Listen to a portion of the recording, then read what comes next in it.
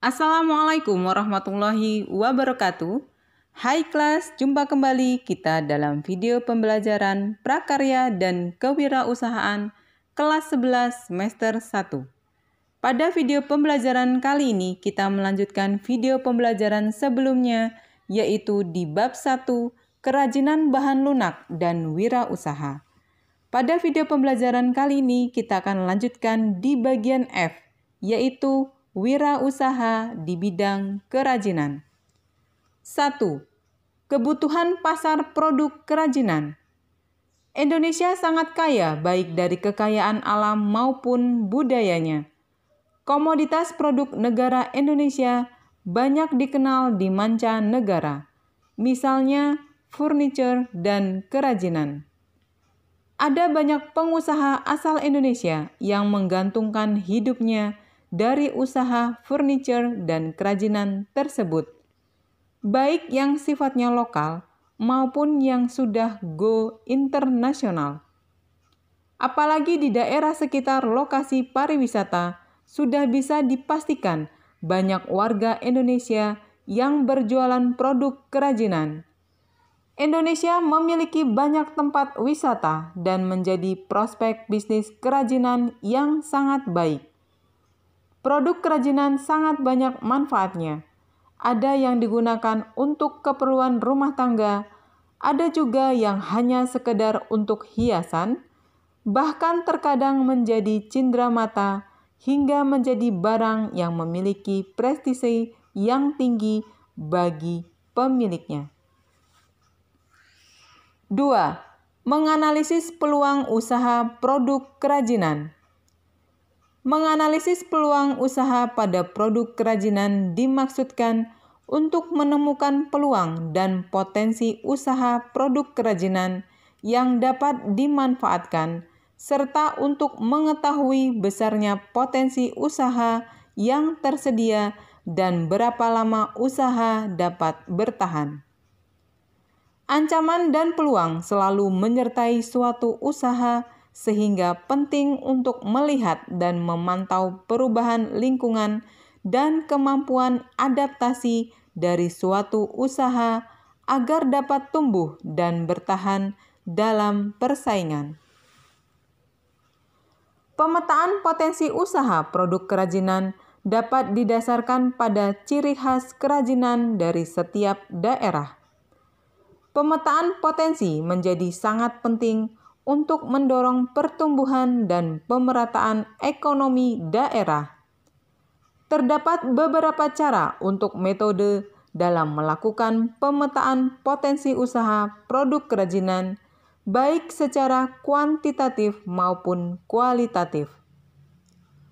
Analisis SWOT adalah suatu kajian terhadap lingkungan internal dan eksternal perusahaan.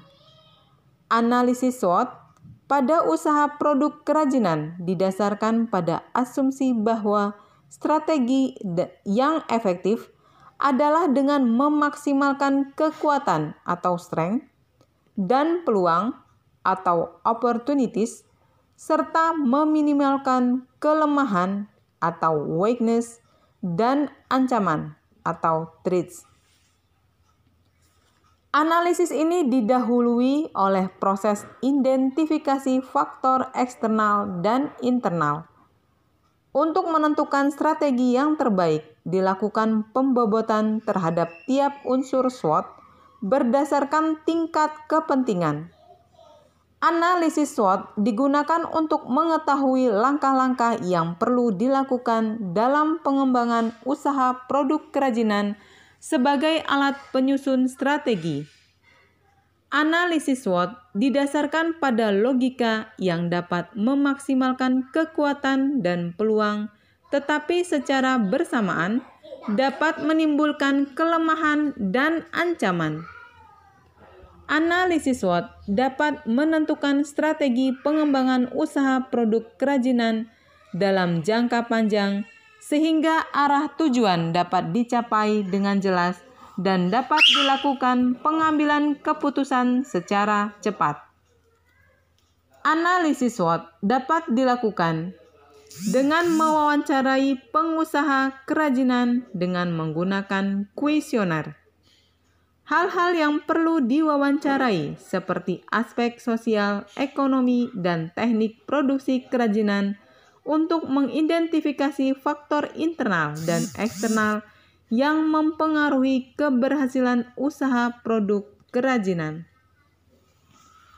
Secara rinci, ada beberapa langkah yang perlu diperhatikan dalam menganalisis peluang usaha produk kerajinan, yaitu sebagai berikut. A. Penetapan kelayakan usaha produk kerajinan. Menemukan jawaban tentang apakah peluang usaha produk kerajinan dapat dijual, berapa biaya yang dikeluarkan, serta mampukah produk kerajinan tersebut menghasilkan laba. Pada tahap analisis kelayakan usaha produk kerajinan ini, ada beberapa langkah yang harus dilakukan, yaitu sebagai berikut. 1. Analisis kelayakan teknis. Sebelum peluang usaha baru diimplementasikan, dilihat dari aspek teknis, perlu dilakukan analisis. Dalam melaksanakan analisis kelayakan teknis, perlu diperhatikan berbagai macam teknis pembuatan karya kerajinan seperti yang telah kamu pelajari pada materi terdahulu. 2. Analisis peluang pasar. Seorang wirausahawan yang akan membuka usaha baru selalu membutuhkan informasi tentang pasar karena tujuan dari pemasaran adalah untuk memenuhi permintaan pelanggan. Oleh karena itu, diperlukan riset pasar untuk menemukan pasar yang menguntungkan, memilih produk kerajinan yang dapat dijual, menerapkan teknik pemasaran yang baik, dan merencanakan sasaran pelanggan. Tujuan riset pasar adalah mengumpulkan informasi untuk pengambilan keputusan tentang usaha kerajinan yang akan dibuka. 3. Menentukan jumlah pembelian potensial dalam tiap-tiap segmen pasar. Langkah ketiga ini terkait dengan perkiraan konsumen potensial dari produk kerajinan baru oleh tiap-tiap segmen pasar pada periode sekarang dan yang akan datang. Salah satu cara untuk mendapatkan informasi ini adalah dengan memilih agen untuk menguji pasar. 4. Sumber informasi pasar adalah informasi untuk mengevaluasi peluang pasar masa sekarang dan yang akan datang dari usaha produk kerajinan. Dua pendekatan untuk memperoleh data tentang informasi tersebut adalah mengadakan penelitian secara spesifik yang dirancang untuk mengumpulkan informasi yang dinamakan dengan data primer, dan menemukan data-data relevan yang berasal dari lembaga seperti Biro Pusat Statistik, Kantor Dinas Pariwisata dan Perindustrian, maupun biro penelitian yang disebut dengan data sekunder. 5. Uji coba pasar. Uji coba pasar cenderung menjadi teknik riset yang utama untuk mengurangi resiko yang ada pada usaha produk kerajinan baru dan menilai keberhasilannya. Metode yang digunakan dalam uji coba pasar adalah pameran perdagangan, menjual pada sejumlah konsumen terbatas, dan menggunakan uji coba pasar di mana penerimaan calon pembeli bisa diamati dan dianalisis lebih dekat. Uji coba pasar juga memberikan kemungkinan peluang dalam pemasaran, distribusi, dan pelayanan. 6. Studi kelayakan pasar. Walaupun studi kelayakan pasar bagi usaha baru cenderung memakan waktu yang banyak dan merupakan tugas yang rumit, tetapi wirausaha baru perlu untuk melakukannya. Studi kelayakan pasar akan dapat mengurangi risiko kerugian dan kegagalan usaha produk kerajinan. Oke kelas, itulah 6. Langkah penetapan kelayakan usaha produk kerajinan. Oke kelas, kita lanjutkan di bagian B, yaitu analisis kelayakan finansial. Analisis kelayakan finansial adalah landasan untuk menentukan sumber daya finansial yang diperlukan untuk tingkat kegiatan tertentu dan laba yang bisa diharapkan. Kebutuhan finansial dan pengembalian atau return bisa sangat berbeda bergantung pada pemilihan alternatif yang ada bagi usaha baru. Ada 2 langkah dasar untuk pemilihan alternatif dalam analisis kelayakan finansial, yaitu sebagai berikut. 1. Penentuan kebutuhan finansial total dengan dana yang diperlukan untuk operasional. Kebutuhan finansial hendaknya diproyeksikan tiap bulan atau bahkan mingguan, sekurang-kurangnya untuk operasi tahun pertama dari usaha produk kerajinan baru. Selanjutnya, diperlukan juga proyeksi kebutuhan keuangan untuk 3-5 tahun yang akan datang. 2. Penentuan sumber daya finansial yang tersedia. Langkah kedua dalam analisis kelayakan finansial ini adalah proyeksi sumber daya finansial yang tersedia dan dana-dana yang akan dihasilkan dalam operasi perusahaan. Dalam menentukan sumber daya finansial potensial yang tersedia, harus dibedakan sumber finansial jangka pendek, menengah, dan jangka panjang. C. Analisis persaingan.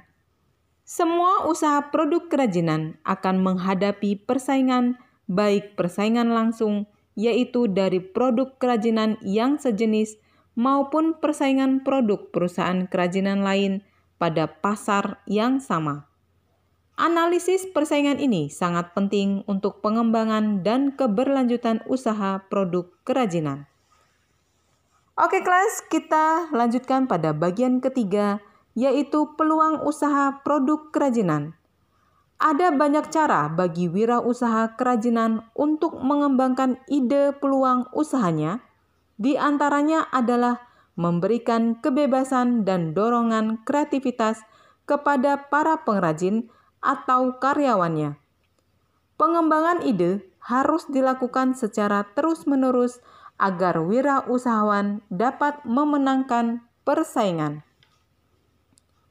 Beberapa macam ide yang perlu dikembangkan antara lain sebagai berikut. A. Ide dalam pembuatan produk kerajinan yang diminati konsumen. B. Ide dalam pembuatan produk kerajinan yang dapat memenangkan persaingan. C. Ide dalam pembuatan dan pendayagunaan sumber-sumber produk kerajinan. D. Ide yang dapat mencegah kebosanan konsumen di dalam penggunaan produk kerajinan. E. Ide dalam pembuatan desain, model, corak, dan warna produk kerajinan yang disenangi konsumen. Oke kelas, setelah mengidentifikasi peluang usaha, seorang wirausaha kerajinan memilih jenis usaha produk kerajinan. Proses pemilihan ini melalui tahapan analisis yang cermat. Untuk itu, diperlukan pertimbangan yang matang. Tahap ini biasanya disebut evaluasi dengan kriteria yang telah dikembangkan sesuai kebutuhan. Faktor-faktor yang menjadi dasar pertimbangan evaluasi adalah sebagai berikut. A. Faktor keuntungan. Jika setelah diperhitungkan ternyata tidak memberi keuntungan memadai, sebaiknya pilihan bersangkutan dibatalkan. B. Faktor penguasaan teknis. Cara pembuatan produk kerajinan perlu dikuasai atau dipelajari dengan baik oleh para karyawan atau pengrajin. C. Faktor pemasaran. Harus diteliti kemungkinan pemasaran dan prospek pemasarannya di waktu mendatang. D. Faktor bahan baku. Bahan baku merupakan faktor penting yang ikut menentukan tingkat harga pokok dan kelancaran proses produk usaha kerajinan. E. Faktor tenaga kerja. Hal yang perlu dipertimbangkan adalah tersedianya tenaga kerja yang murah dan kemungkinan untuk memenuhinya, baik jumlah, keahlian, maupun jasa. F. Faktor modal. Perlu dipertimbangkan kesesuaian antara modal yang disediakan dan kebutuhan jenis usaha kerajinan yang dibutuhkan. G. Faktor resiko. Tingkat resiko yang akan ditanggung perlu dipertimbangkan dengan besarnya keuntungan yang akan diperoleh. H. Faktor persaingan.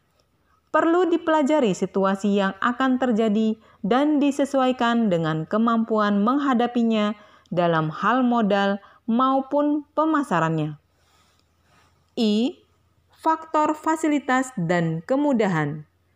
Fasilitas yang dibutuhkan untuk operasi usaha kerajinan dan kemudahan penyediaannya menjadi pertimbangan. Kemudahan yang mungkin dapat diperoleh dari pemerintah seperti pajak. J. Faktor manajemen. Pertimbangan penting lainnya adalah produk pengelolaannya yang paling sesuai dan bagaimana kemampuan pengusaha untuk mengelolanya. Hal ini sering diabaikan dalam mendirikan perusahaan kecil.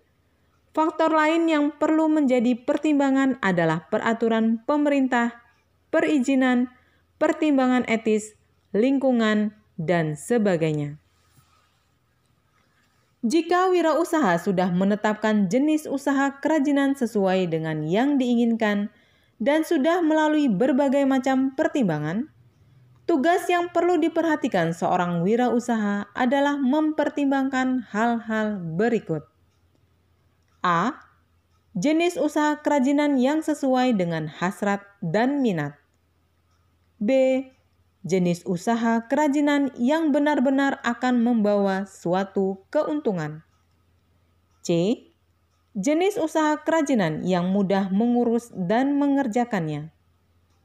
D. Jenis usaha kerajinan yang mudah memeliharanya. E. Jenis usaha kerajinan yang produknya disenangi dan dibutuhkan konsumen. F. Jenis usaha kerajinan yang bahan bakunya mudah didapat. G. Jenis usaha kerajinan yang mendapat dukungan serta perlindungan pemerintah. Oke kelas, sekian dulu video pembelajaran kali ini. Insya Allah pada video pembelajaran berikutnya akan kita lanjutkan pada bagian 4, yaitu menciptakan peluang usaha produk kerajinan. Oke kelas, thank you. See you next time. Wassalamualaikum warahmatullahi wabarakatuh.